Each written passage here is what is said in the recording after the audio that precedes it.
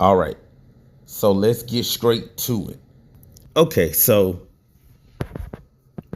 I'll be dropping videos covering different topics, right? Now, since I got on my Old Testament only journey, and now that I speak with Christians, what I come to understand is it is go-to verses that Christians run to try to insert and prove Jesus was written about in the Old Testament. All right.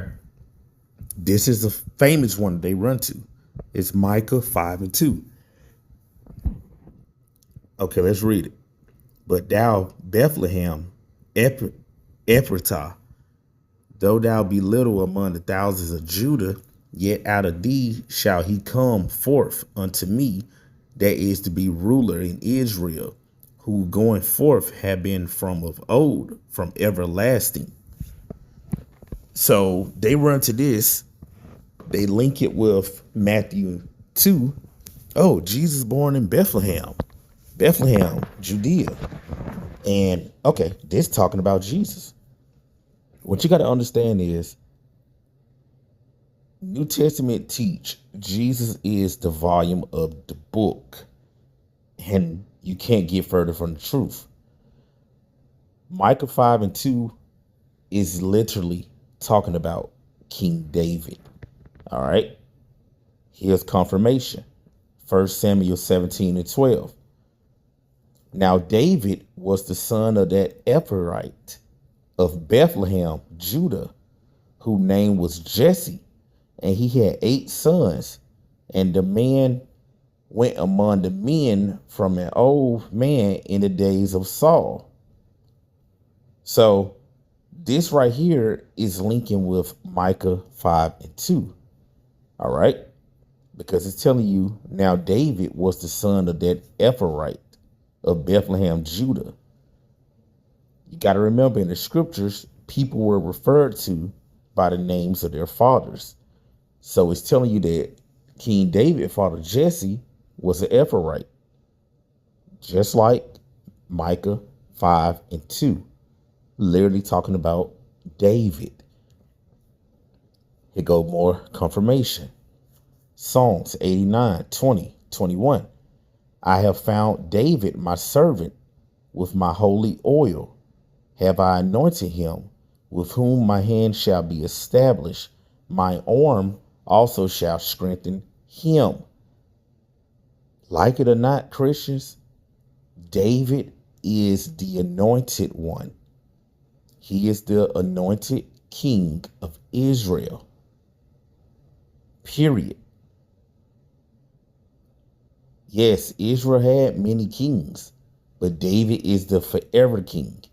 No matter which prophet you look at, Isaiah, Ezekiel, Jeremiah, they're all talking about King David in their books, in their writings, okay? David is the Messiah. He's the real Messiah.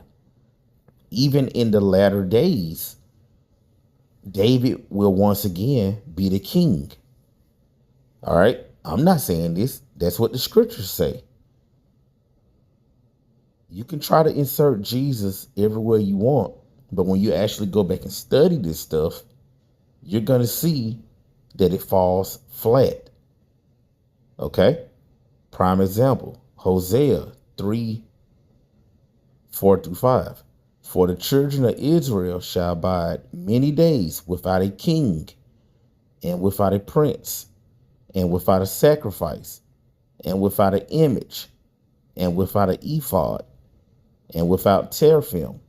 Afterwards shall the children of Israel return and seek the Lord their God, and David their king, and shall fear the Lord in the goodness in the latter days. All right. In the latter days, they will seek out David, their king. I'm not making this up. This is in the scriptures. All right. So just like I did a video about the breakdown of Isaiah 7:14, right? Literally the very first book of the New Testament starts out with a lie. Soon as you flip to the next page, it also is full of lies. And it's multiple lies in Matthew 2. All right, this is just one of them. Prime example right here, Matthew 2:23. And he came and dwelt in a city called Nazareth, that it might be fulfilled, which was spoken by the prophets, he shall be called a Nazarene. See, this is what I'm saying. All throughout the New Testament, it will state something and say it was spoken by the prophets.